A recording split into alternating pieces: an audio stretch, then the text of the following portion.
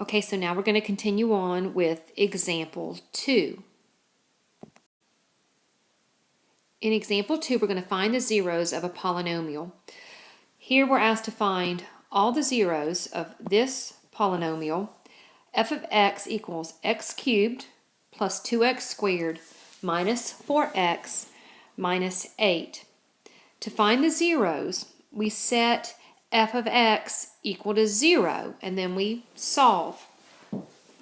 So we're going to start with f of x equals x cubed plus 2x squared minus 4x minus 8.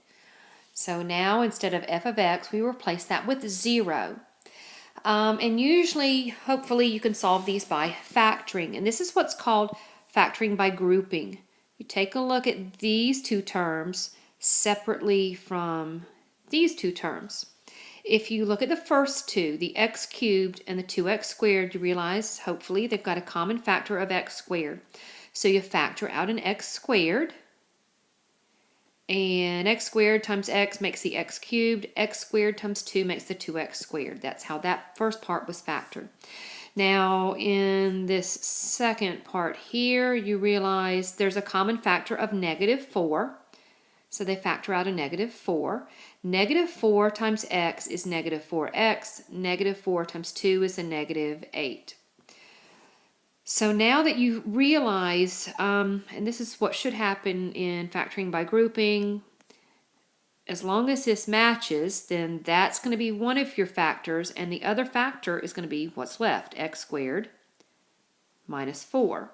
So x plus 2 times x squared minus 4 equals 0. So now we're going to use a zero product property. We can say either x plus 2 equals 0 or x squared minus 4 equals 0. So if you solve x plus 2 equals 0, of course you get x equals -2. X squared minus 4 equals 0. If you add 4 to both sides, x squared equals 4. And take the square root of both sides, but realize then you got to think about the plus or minus option. So you end up with x equal to plus or minus 2.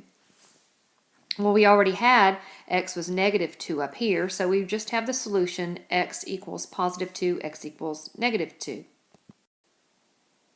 Okay, so to finish this out, finding all the zeros of this function, the zeros are -2 and +2.